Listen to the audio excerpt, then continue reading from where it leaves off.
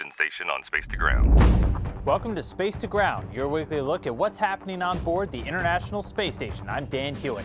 Orbital ATK is set to launch its fourth commercial resupply mission. For the first time in its history, the unmanned Cygnus spacecraft will ride into orbit atop an Atlas V rocket, courtesy of United Launch Alliance, and launch from Cape Canaveral in Florida. Cygnus received a few upgrades since the last time it flew, increasing its cargo carrying capacity and volume, and trying out a new solar array design. Dubbed the SS Deke Slayton II after the famous NASA astronaut, the space freighter is loaded with more than 7,000 pounds of science hardware and supplies for use by the Expedition 45 and 46 crews. And among the tons of supplies packed on Cygnus are several exciting new science experiments.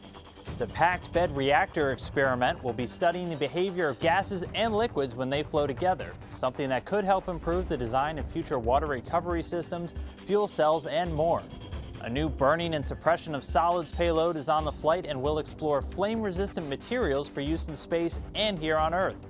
And NASA's Small Spacecraft Technology program is sending 2 node satellites to demonstrate how to control entire swarms of spacecraft.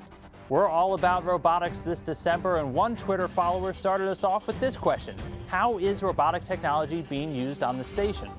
Well, just a few days after Orbital's launch, one of the biggest robotic devices will spring into action. The station crew will use the large Canadarm2 robotic arm to reach out and capture Cygnus once it arrives. The 57.7-foot-long limb has 7 motorized joints and can routinely be seen moving equipment, astronauts, spacecraft, and even huge pieces of the station itself.